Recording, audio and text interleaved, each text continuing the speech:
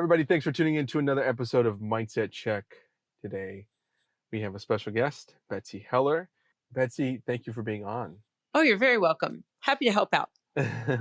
So, you and I were talking, you were connected through a mutual acquaintance, and they thought very highly of you. And then we're like, you really need to get Betsy on. She's got a great mindset, great way about how she does her business.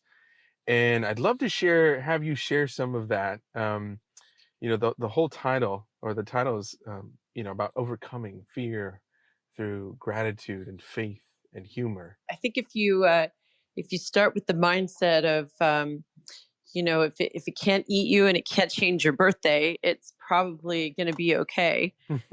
And that's the first one. And the second one is, is it really going to matter? Whatever this big problem is it really going to matter 50 years from now? If you answer no to that and no to the first set of questions, then it's probably just a big deal in your mind and not really as big a deal as you're making it out to be. And so it's a little easier to kind of take your own ego out of the way and just try and help others. Can you repeat those again? So it's one, if it's not going to eat you. It's not going to eat you or change your birthday. And then the second one? And the second one is, if it won't matter 50 years from now, does it really matter? I heard something like, if it's not going to matter in 5 years, don't give it more than 5 minutes of your time. Have you heard that before? I haven't, but it is sort of the correlation with this one. Although it was my husband who first said the 50 years to me, and I'm glad that he picked a really long horizon, because I'm sure if he had said 5 years, I probably would have been like, maybe it will matter in 5 years. 50 for 50. Sure. I was like, no. Yeah, 50 is a good amount. That's for sure. Right? No, absolutely. And so that's kind of your guiding, it's your compass, your guiding, principles, like how you're going to allow something to take up time in your, take up space in your mind, whether it's going to cause fear or anxiety or worry. If it doesn't check any of those, then it's not, it basically doesn't in your world, correct? Sure.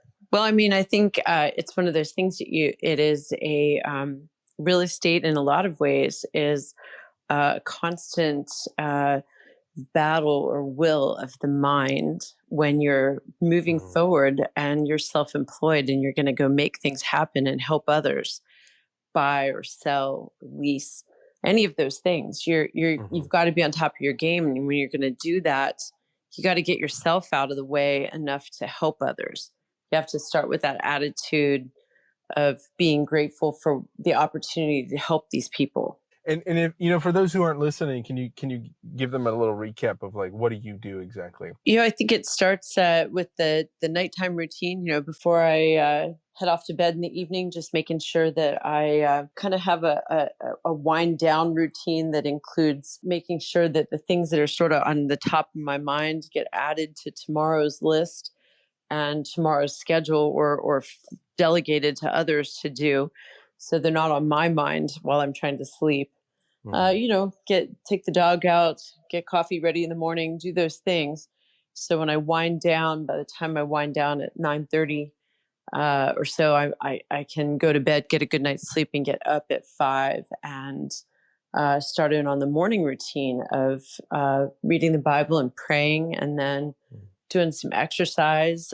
Sometimes that's gardening or household work. That's just trying to do that and keep my heartbeat up while I'm doing it, and then get ready for work and get dressed. So I'm at the office at 7:30. So it's a pretty straightforward routine. It's not a lot of fluff, I guess.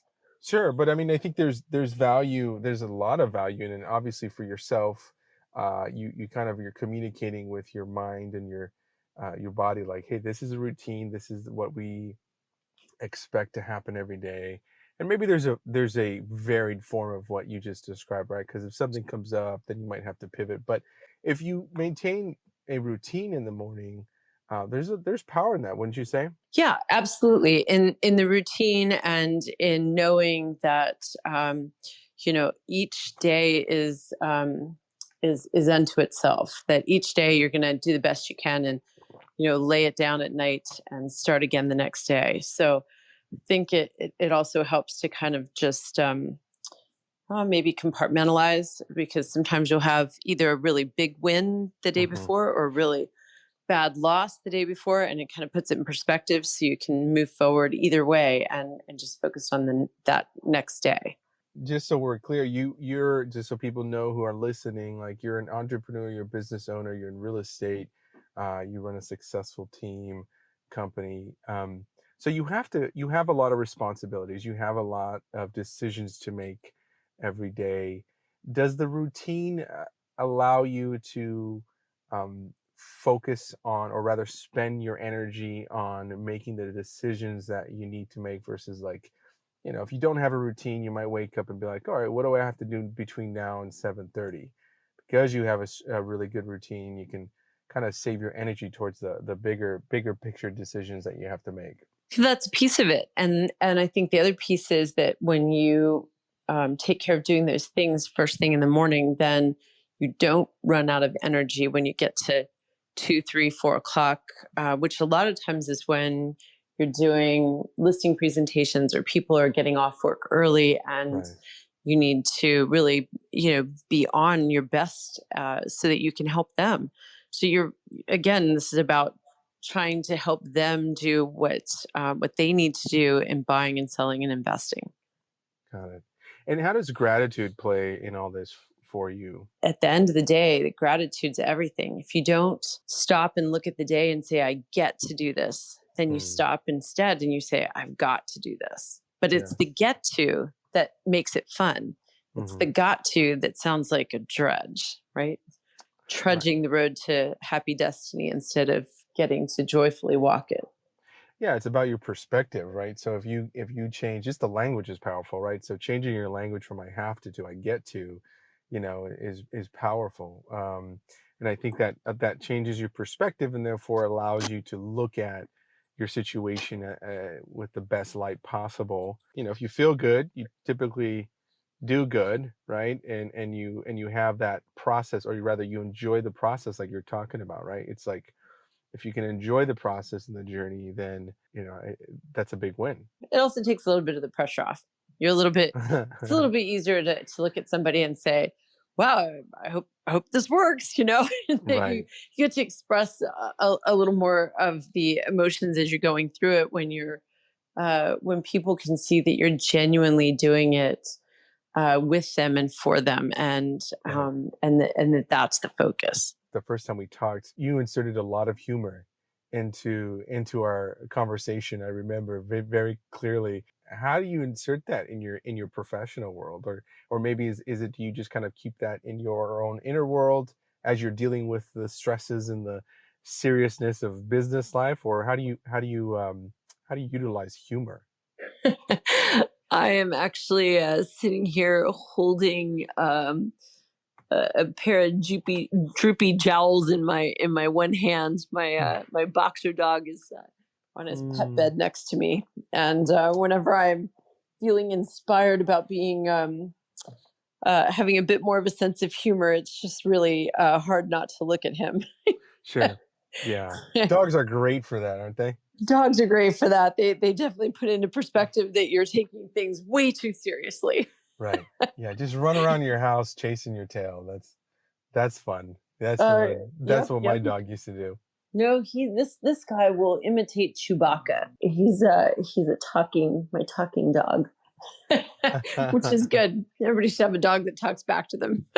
What's very interesting, a side note, but my dog, who recently passed away, but he was my buddy. Been through it all with him, and I spent a lot of the time training him. I put in a lot of effort and time training him, and super well behaved dog, best dog I ever had. And I really feel like dogs are really amazing creatures, and maybe that's why they're the backward spelling of God, right? They're just so there, present. They remind you to enjoy. They're almost like mirrors. When you're training a dog, like if there's something that they're challenged with, like it's typically a reflection of the handler, right? Like if the dog is insecure, it's because the dog hasn't been given the security that he or she needs from the owner, the handler. And so I know this as a side note, but I was just thinking to myself right now, I'm like, man, the dogs not only reflect areas where you may need to improve, but they also pull you into to remembering the things that are really important in life. Yeah, it's just really hard to take life super seriously when he's doing a goofy face, and he's a boxer. So most of the time he's just doing a goofy face. And you have one, just one? Just one. I Yeah. can't imagine having more than one boxer. Boxers are known for their sense of humor, and Mm. I'm not sure. Even though we did dog training together, I'm fairly certain he has trained me more than I have trained him. But that's okay. That's beautiful. I'm That's not beautiful. I'm not always certain that clients don't do the same, right? Oh, 100%, So right? maybe the dog was just prepping me for the clients. I don't Sure.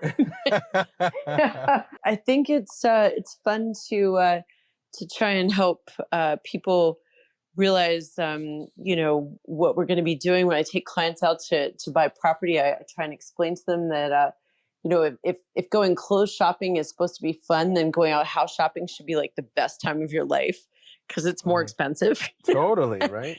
And they Exponentially more usually expensive. laugh and they're like, wow, I never thought of it that way, and we just try and do fun things. It's all about trying to lighten and brighten their days and help them realize that, as my husband would say, we're not getting out of this alive. Sure.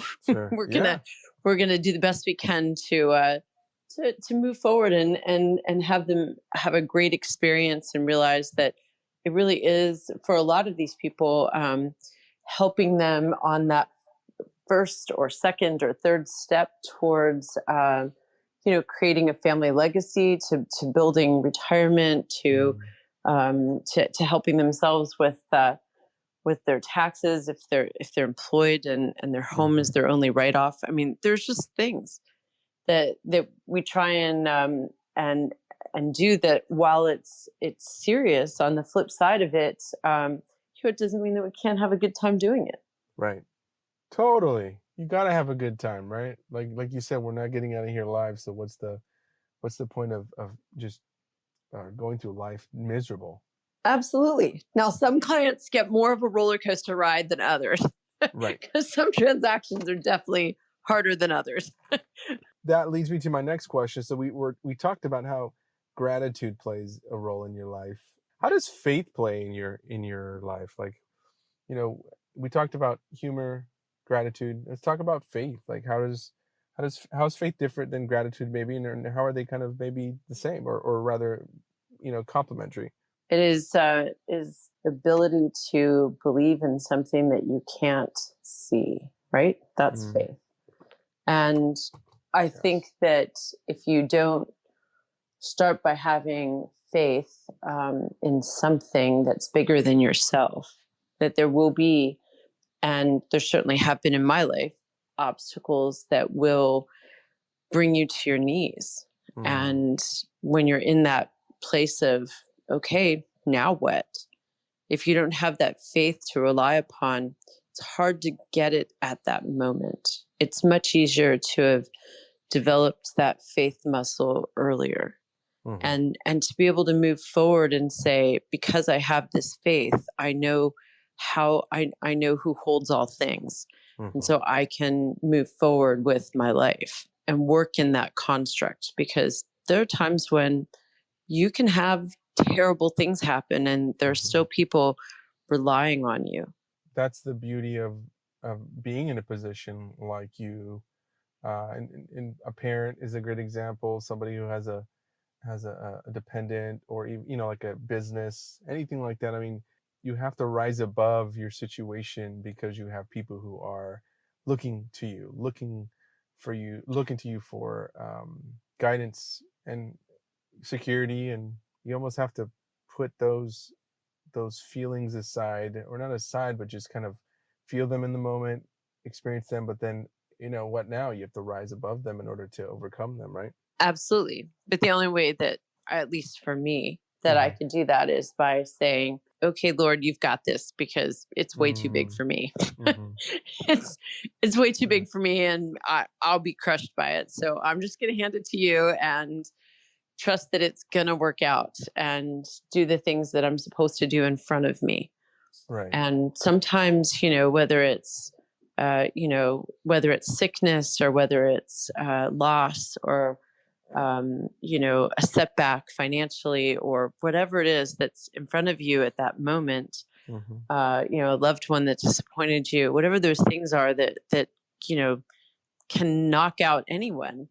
That's when you're able to say, okay, well, if it's not mine, then it's yours, and then move forward on faith. Yeah, there's beauty in surrender, when it's something, like you said, something bigger than you can tackle, bigger than something you can control, right? There's only so much of your day that you can control, and the rest, yeah, you have to um, have faith. Have faith in God. Leave it to God, or what is that saying? Let go and let God, right? So faith is important, and that's beautiful, to hear how that's played out in your life and continues to play out in your life.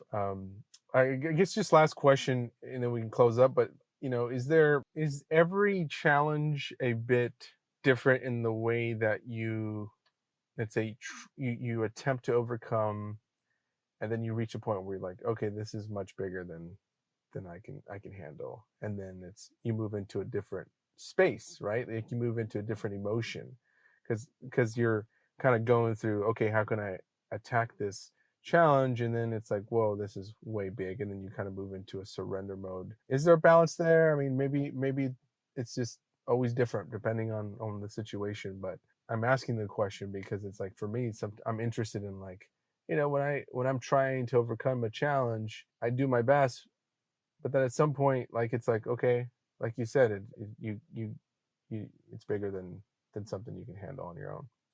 I guess I'm naturally a problem solver, and so Hmm. I'll tend to think about whatever deal I'm doing. I'll be thinking, 5 or 10 steps ahead on the on the chessboard. Sure. But there are times when you think in the game of life that you have those 5 or 10 steps ahead, and you think this is going to happen, and this is going to happen, and then wow, and then there's something from way out of left field, and you're like, okay, well, that just introduced 20 more variables. I have no idea what's going to happen. Sure. And I think that's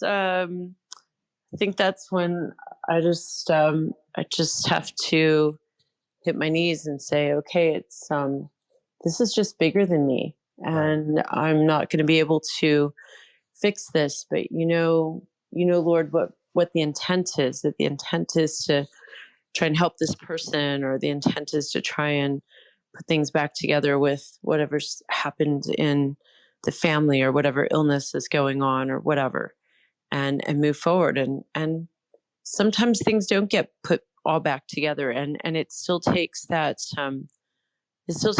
faith to just move forward and say, you know things might not be whole again, and yet I can still move forward, and I can still find gratitude and a sense of humor, and still move forward with joy. Hmm. And I think that's the key in real estate. The buying and selling and investing, helping people in real estate, that part is sort of the easy part. The Hmm. hard part is the living life and being able to do it with that mindset. Is there a mindset or a kind of like a last piece of advice you'd leave someone who's listening, and maybe going through challenges, and um they need to pull away from that somehow? Um, well, I think for most people, it has to start with with gratitude first, because you kind of have to kind of start making that physical list of things that you're grateful for, no matter how bad things are, and no matter how trite it seems to actually pull out a pencil and paper and start Mm, writing things down. right. It's the physical act of doing that causes you to change your thinking. And then when the thinking changes, then you have a chance to change the emotions. It never works the other way around. You can't start by saying, I'm emotionally going to be happy today. It just doesn't work that way. You have to Mhm. start with the actions and then the thoughts and feelings follow. No matter what it is, no matter whether it's this small thing that makes you irritated and you're trying to overcome it, or whether it's really and truly the big earth shaking, life changing, oh dear Lord, could you please just let this pass from me Mm. moments. It doesn't Mhm. matter. You still have to start with those same things. The gratitude's first, the faith, in my case, in the Lord. Yeah. But faith in something that's bigger than yourself. And then at the end of the day, if you can sit back from all of that and go, yeah, like I said, 50 years from now, how important is some of that going to be? Uh-huh. And sometimes it won't be the actual things that were important. It will be how you handled them. Powerful, yes. Oh, totally agree. And it's like you said, you have to kind of go get in motion to overcome that emotion. In motion, you take action. That's it's proven. Like you change your physiology, you change your psychology, and putting a pen to paper is powerful. Well, thank you so much, Betsy. You definitely have uplifted me today and the listeners, I'm sure, and your knowledge and your vulnerability. I appreciate that. Thank you for sharing all that. Oh, you're welcome. I hope you have a great rest of your day. Yeah, thank you. We'll have to have you back again and appreciate your time. All right. Take care. Bye All right. bye. Bye bye.